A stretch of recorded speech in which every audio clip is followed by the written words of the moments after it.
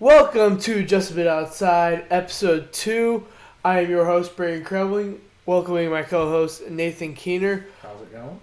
So we're going to keep doing this weekly show, but we are going to talk about baseball today as the 2021 playoffs are starting, and we are going to go through our predictions of what will happen in the AL and the NL and leading up to the World Series, and who we think is our two early winner predictions, along with our early World Series MVP. So we'll start with the AL wildcard game. We have the Yankees versus the Red Sox. Nathan, who do you think will win the one-game series? Well, first off here, yes, it's an October baseball, very exciting time of the year. Yeah, this is where the big dogs are at, and the Yankees and the Red Sox start us off, two of the biggest brands in baseball, and I think the Red Sox are going to pull this one out. I mean, they just are a better offense. They hit 267 to the Yankees 237. And for as many home runs as Yankees hit and everyone blows them for, they have 222, but the Red Sox have 219. So they're only three behind. Red Sox strike out a lot. The Yankees don't. They're 6th. The Red Sox are 20th. So, yeah, it doesn't matter if Garrett Cole's on the hill for me, Xander Bogaerts and Devers and that. I feel like they're going to pull this one out.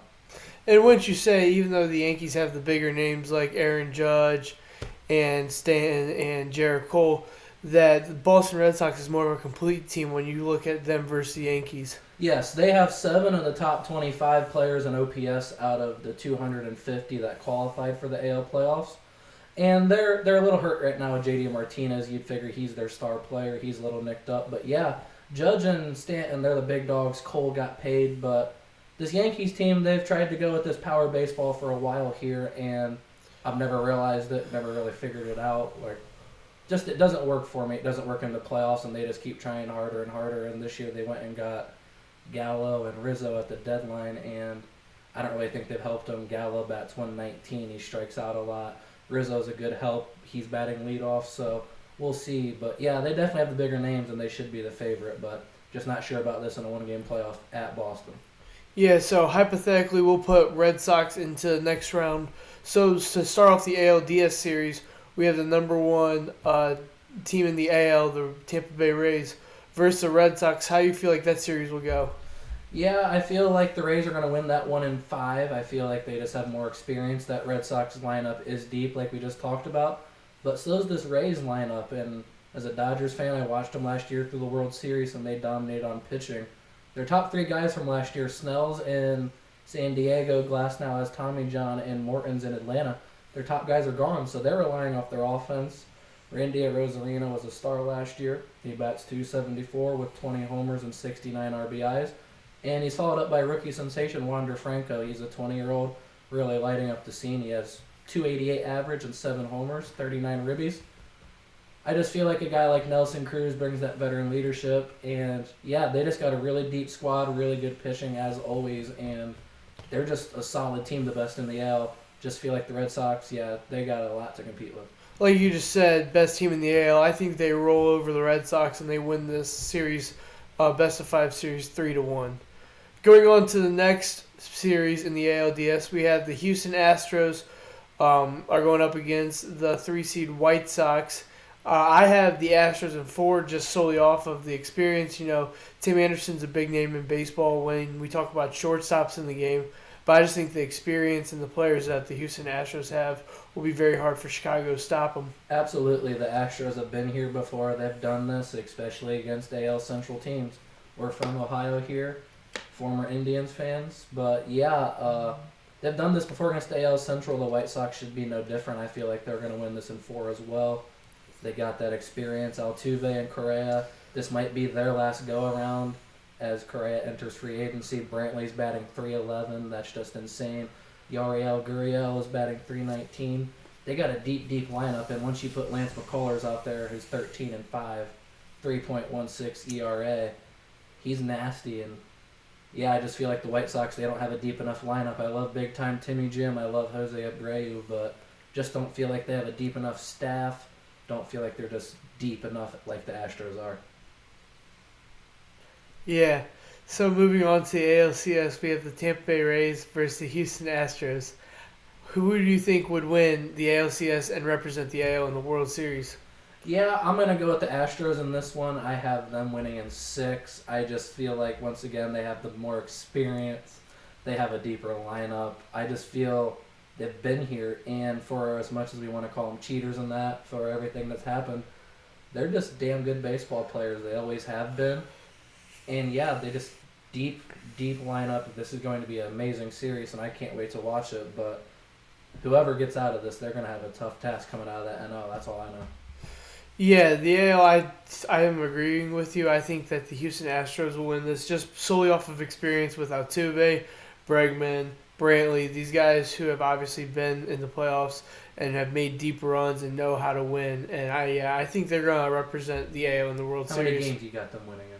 I got them winning in 6 games. I think that the Rays give them 2 games, but I think that it's just going to be – it doesn't even have to get to 7 games. Yeah, so we're in agreement And there. plus, if it ends in 6 games, that means that they'll win it at their home field. And that's just something set up. Yeah, I just feel like that Astros team's really good, really deep. Make their run back to the World Series like they had before. Now, jumping over to the NL wild card, we have the favorite team in our house, the Los Angeles Dodgers, against the St. Louis Cardinals, who have been scorching hot this past month of baseball. Who do you have in the 1-game series? Yeah, this really scares me because not only are the Dodgers the second best team in that division, they're the second best team in baseball. And now they're in a 1-game playoff against a team that's won 17 straight games. They've lost a few. To just get there. Lost a few just to come in, but yeah, they had to win 17 to get there. So they got hot at the right time. But this Dodgers lineup is deep. Like the deepest I've ever seen. The deadline, they went and got Turner and Scherzer, 2 of the biggest names, not only go to one team, but yeah, to the Dodgers of all teams.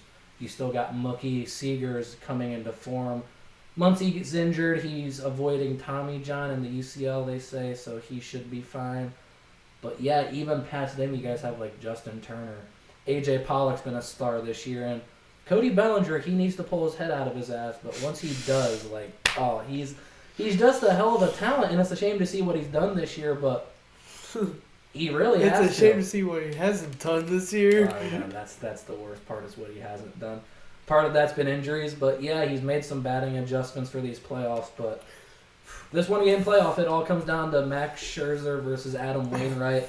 That's the key thing we need to be talking about. Max is 15-4, Wainwright 17-7, and yeah, they both got low ERAs here. This is the number 1 staff in baseball the Dodgers have, but once again, that don't matter. One starter. Now, when we talk about playoffs and like the seeding, and there's the all-time NBA debate that says when it talks about Eastern and Western conferences, they should do it just like the NBA, where it's best record 1, worst record 8 in the conference and go down. And they've talked about the NFL doing that, but they stay to their conference. Do you think that this kind of proves that way of seeding a playoff would be more efficient? Because the Dodgers have won over 100 games. They're the second best team in the NL record-wise, but yet they're fighting for a 1-game playoff because the only team that has a better record is in their division, so that means they got the wild card spot. Yeah, absolutely. It's a bad position to be in, but this is what October baseball is. This is the moment. This is what you show up for. We're talking about 5 teams getting in out of 30. That's a very few, 10 technically, yeah. 10 out of 20, so we're still looking at such a little percentage. 10 out of 30, I'm sorry. But yeah, it's still such a high percentage, or low percentage to get in. It's just really tough and tough to talk about this subject here. I'm nervous as a Dodgers fan. I really am. This game, it's tomorrow, and I'm not looking forward to it. I have the Dodgers too. I think it's scary that the Cardinals. I think it's not scary when you say the Cardinals barely snuck into the spot, but I think it's scary when you say what Cardinals had to do to sneak in the spot was win more than 17 out of their last 20 games. Like, that's a scary to talk about when you're going into a 1-game playoff. But I think the Dodgers just have too much talent to not make a run into those playoffs. And on that note, we will move on to the next series, the NL Division Series. We have the Los Angeles Dodgers against the in-division best record in the NL, San Francisco Giants. Better knock on some wood. Dodgers need to win first, but please. But I have the Giants here, and This is the team they matched up against a lot, and this is why they're in the wild card. The Giants beat them outright. This is the number 1 and 2 pitching staff in baseball. And not only just the 1 and 2 pitching staff, also the 1 and 2 bullpen. So these are big-time pitchers, but they also got big-time lineups. But who do you have winning? Who do you got? I do have the Dodgers winning. I have seen enough of the Dodgers to prove that I think they can make this run. And even though the Giants are good, there's flashes of inconsistent baseball when it comes to their hitting, and it seems like Crawford is really their strong fielder at shortstop. But outside of that, what other fielding can you display? Unlike a Mookie Betts and a Turner and all those, and the Trey Turner too, and all these defensive weapons that the Dodgers have. So I do think I think the Giants give this a 5-game series, but I do think the Los Angeles Dodgers win. I got the Dodgers in 5 as well. It's going to be hard fought, and it's going to come down to that last game. Whoever has the most arms left, and I'll take Scherzer. I'll take Scherzer on the mound. It's going to come down to just the bullpens too. It's who are you going to sacrifice a guy that you don't want to pitch? Not Jansen. In your CS, your championship series, of Game 1. Is this a case where you pitch someone like Scherzer and then bring in Julio Urias, who you have aspirations of starting in the next game? But we've seen this done before with the Dodgers. You got to win the first game. You got to win. And to get to the next game. Yes, absolutely. You have to win Game 5 to get to Game 1 of the next. And the Giants are tough, absolutely. But, yeah, I got the Dodgers in this one. Even though they got Bryant and Longoria and stuff on the other side, they got experience. Buster Posey as well. That Dodgers lineup's just nasty. Yeah. You put out Scherzer, you put out Buehler and Kershaw, even if he's a little bit healthy. Right there's 3 gems. Could you imagine if they had Bauer? Absolutely. Every day I think about it. You still got guys backing him up like Urias, though. David Price is getting back into form. And even if you can get one good inning out of like a Urias or a David Price in the bullpen, that can mean so much. So you could carry from a starter. You can throw in Price for 1 or 2 innings and then bring him the closer. Absolutely. I feel like the Giants of all teams are going to try to play small ball here and get the Dodgers just up in pitches, get them starters out of the game. But that's why the Dodgers starters are so good. They go deep into games, and they're used to it. The offense is used to it. The bullpen comes in, cleans it up. You put in a guy like Joe Kelly. You go to Kenley Jansen at the end. If they can step up and do their job, yes, this is a hard-fought series between the 2 best teams in baseball. But I feel like the Dodgers are going to win this one. I especially think in game plans and playoff games, you can't plan for, we're not going to pitch this guy, we're going to wait till game 4. I think you got to win. You got to win the game in the moment and the chance you can win. You got to go after that. It's all in. And just Dave Roberts, I trust Dave Roberts. He managed really well last year. You have guys just like Albert Pujols and that you bring off the bench to pinch hit, guys like Chris Taylor, Austin Barnes. You got guys to pinch hit. Trey Turner can run his ass off. Mookie can run his ass off. Look for them to be really aggressive on the bases, especially in this series, just to get any little advantage. But like we both said, we got the Dodgers. Or the Cardinals game because it's a winner-take-all game. Yes, even in that one, they have to be aggressive. They have to be the aggressor. I feel like a team you got to come out hot. You got to come out fiery and just get out front. Just give your starters a lead and give them some confidence, for sure. But we go into this next series here. We got the Braves and the Brewers. These are some really tough teams. But, yeah, I have the Braves winning in 4. I just feel like they're really, really good. Ever since the deadline, they're 3rd in ERA for starters, and they're 5th in the bullpen ERA. They made some moves there, brought in some talent to go with that already stacked lineup. You got all 4 infielders hitting over 25-plus home runs. That's the first time ever.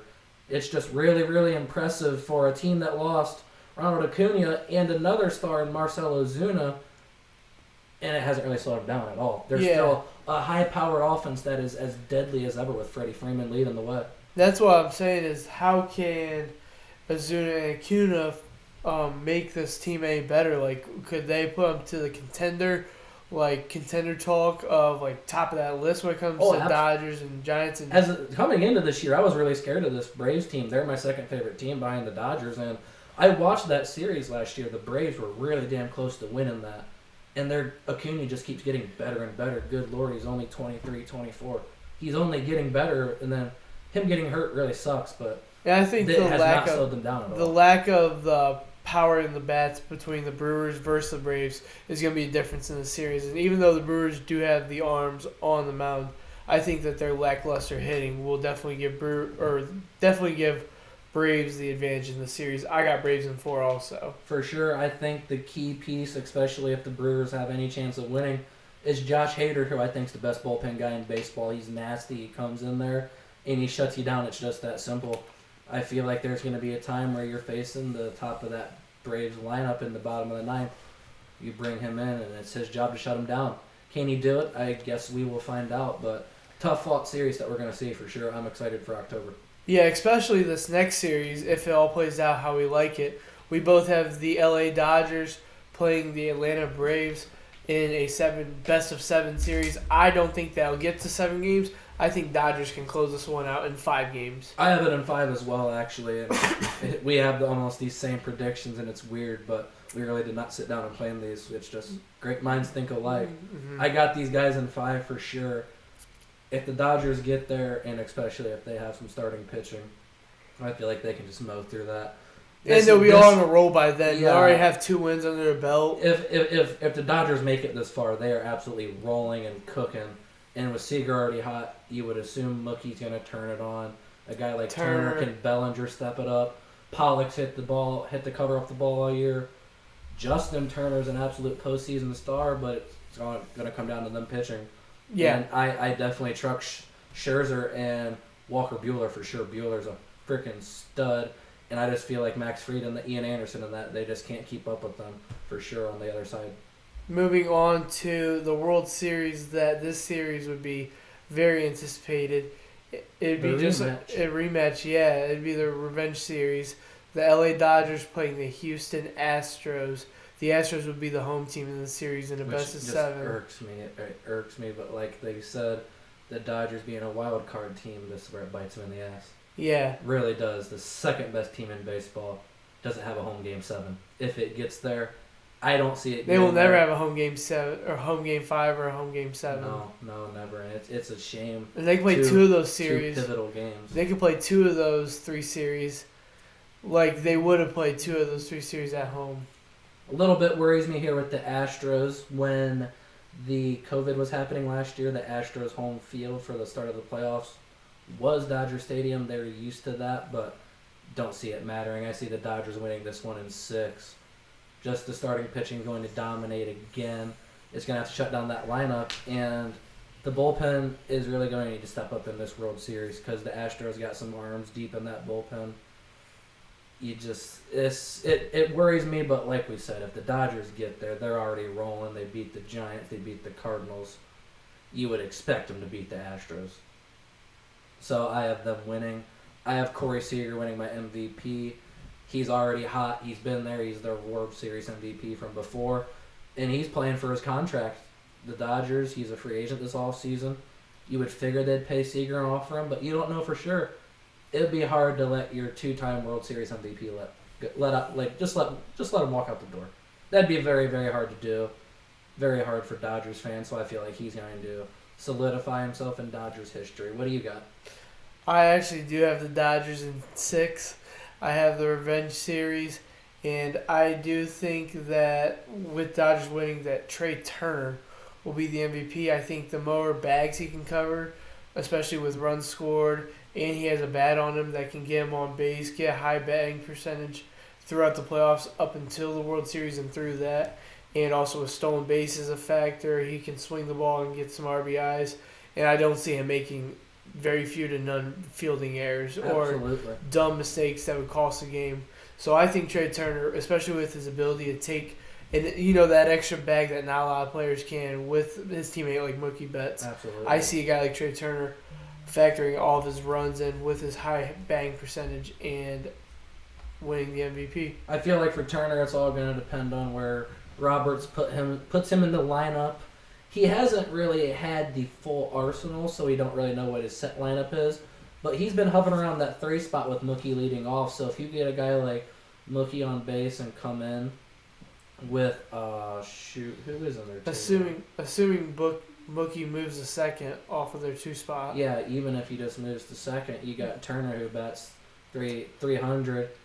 Wales. Just ball to the outfield. Mookie's gonna get home, and at that point, Turner might be standing on second. That extra bag. A real dark horse for the World Series MVP is A.J. Pollock. He's hit the cover off the ball all year, like I've said.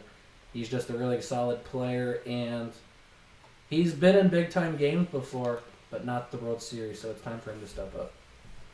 Yeah, definitely. I wouldn't know how to react if the Astros were able to win the series, because I feel like the Dodgers would have so much momentum getting behind them that it would be very hard to stop, especially a team with that much momentum and that much of a powerhouse stacked in talent. Yeah, the Astros, clearly they'll be on a roll too getting in, but you're not beating teams like the Cardinals and Giants. You're going to be beating teams like the Rays, which are good, not taking away from them. No. The White Sox, which are good, but they're just lesser talents. We have to be in agreement with that. The NL's tough. I feel like even if the Dodgers go to Houston, even in Games 5 and Game 7, the big thing is going to be having a DH too. You could put Pujols in that spot, like we said, Chris Taylor. Just another bat in that lineup makes that lineup even deadlier because of how deep they are. So yeah, I overwhelmingly think the Dodgers can win. Hope they win. Knock on wood. Knock on wood. Back to back. Hasn't been done in a while, but this team has the talent and they've spent the money. So, Dodger Stadium has been the only stadium outside of the Indians, Jacobs Park, that I've ever went to. Progressive Field, Jacobs Park. It looks beautiful on TV, and I hope to make an appearance out there. But I gotta tell you, I think a World Series ticket would be just a bit too much. Just a bit pricey. Just a little bit. Just a little bit. So, do you have any closing comments as we wrap up our MLB playoff preview? I'm just excited for baseball, and we're not the most knowledgeable baseball guys, but we know what we're talking about enough. Yeah. I play fantasy baseball. I got 4 teams. I keep up with the players enough. I know their stats, know who's hot, who's not. Enough to shoot the shit for 23 minutes Absolutely. and talk about stuff that average guys who want to watch playoffs, even though if they're not the most knowledgeable about it, they can still keep conversation and realize what's going in. Yeah. This is just a quick little preview here just to get you started. If you are checking this out, thank you. You should like and subscribe. Get this out here. We're really looking to get this podcast out and get the ball rolling a little into bit. The community. Yeah, we're small here, but we're working hard to start something. I look forward to making this big. We're getting the studio bigger and everything here, adding on. But yeah, looking forward to this. Looking forward to October baseball for sure. Some upcoming episodes we will be talking about is obviously Week 5 of the NFL, and we will be coming out with our NBA preseason preview, talking about NBA awards that me and Nathan think are going to be won: 6-man Coach of the Year, Rookie of the Year. We're going to be predicting the 1 through 15 of the Eastern and Western Conference, along with NBA first team, second team, third team, with picking our finals winner, just finals winner, covering everything NBA, which is really one of our favorite sports, the ones we love to talk about. Also going to get into some college basketball. I'm a big college guy.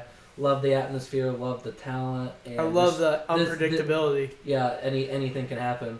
But yeah, a lot of upcoming episodes, a lot of exciting ones, and I'm looking forward to covering them and looking forward to getting them out to you guys. Yep. So I think that wraps us up. Episode 2 of Just a bit outside. MLB Playoff Preview. Tried the corner and missed.